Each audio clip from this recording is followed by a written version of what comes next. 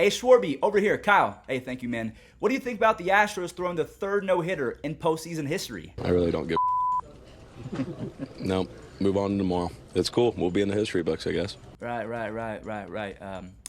Probably a stupid question. God, some of these reporters have no chill. I remember one time a reporter asked Joey Gallo how he felt about going 0 for 4 with 4 strikeouts, and I'm sure Joey was just sitting there like, feels great, man. But you just heard it. The Astros threw the third no-hitter in postseason history. The first one came back, I believe it was 1956. Don Larson, he threw a perfect game. We have Doc Holliday back in 2010 in the NLCS. He threw a no-hitter. And now technically, the Astros with their combined no-hitter is the third ever. So we just talked about 3 separate no-hitters, but only one of them right now is in the conversation of being fake. I just want to say I am not calling it fake, but the conversation with a lot of baseball fans on Twitter and social media is that a combined no-hitter is not a real no-no. I thought it would be a smart and responsible thing to take this conversation to Twitter and run a poll, because we all know that Twitter is a place where a lot of people are nice to each other. It's just a very organic place to go and be yourself, and no one hates you for it. Obviously, I'm joking, but you can see that the results,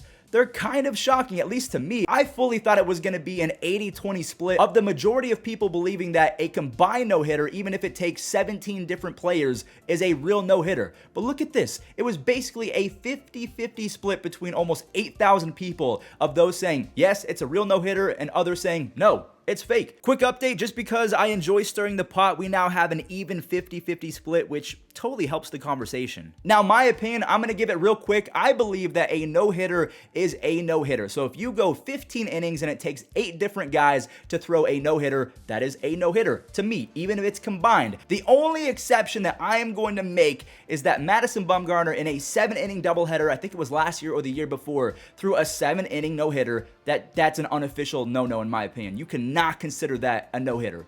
Can't do it. So if we show the poll one more time, if we're talking about the 49% of people that think it's a fake no-hitter, the only other examples that we can give, one, Don Larson back in 1956. He was a one-man wrecking crew. He threw a perfect game in Game 5 of the World Series to give his team a 3-2 series lead. So that is the first way that you can do it, a real no-hitter. The second way is you can be like Doc Holliday, who in 2010, again, another one-man wrecking crew, he tossed a no-hitter in Game 1 of the NLCS, and many consider these 2 examples to be the only real no-nos in postseason history. Now, again, I don't really share that same sentiment. I 100% understand where you're coming from, because if we did a quick example, if I asked you guys to close your eyes for 3 seconds, I know this is really weird, but if I say the word, or words, I don't know if it's 1 or 2 words, no-hitter, you're probably thinking of one instance. Maybe it's Max Scherzer, maybe it's Tim Lincecum, maybe it's Clayton Kershaw. A single individual probably comes to your mind of a no-hitter. You're not talking about some random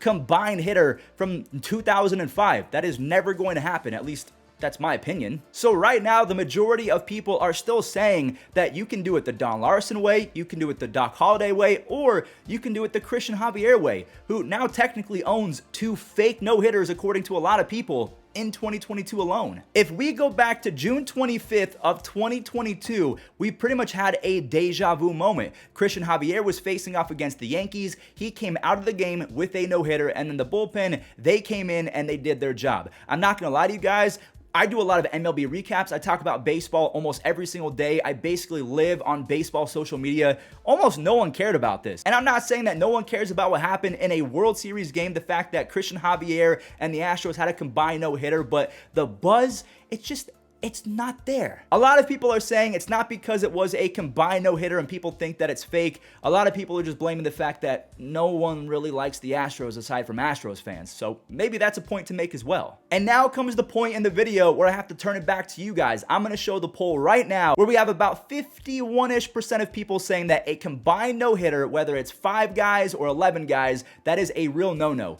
Whereas the other, I'm not even gonna say minority because that's still a lot of people, 49% of people believe that the only way you can throw a true no-no is for one guy to go a full 9 innings, whether it's a perfect game or a no-hitter with 18 errors. That is a no-no. And honestly, I understand what you're saying, but to me, a combined no-hitter It's a no-hitter. The other team legitimately got no hit. Is one more impressive than the other? Absolutely. Tim Lincecum going a full 9 innings and dominating the opposing team. That is more impressive in my opinion than Christian Javier going 6 or 7 shutout, and then you have Montero, Presley, Abreu coming in and finishing the job. Again, it's all subjective. These are opinions. Objectively speaking, now if you're young and you don't know the difference between subjective and objective, subjective, that is your opinion, objective, that is a fact. The fact is, the Astros threw the 3rd no-hitter in postseason history and the 2nd ever in the World Series.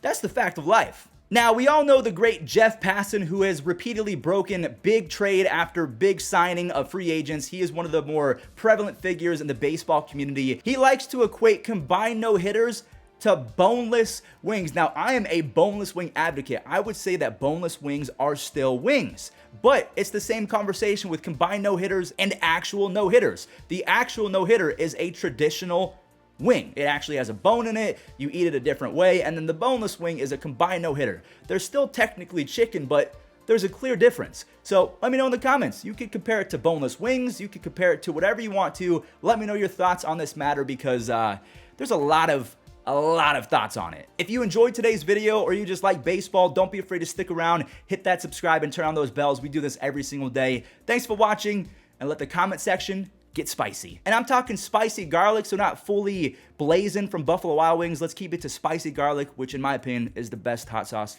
of all time. Debate a wall.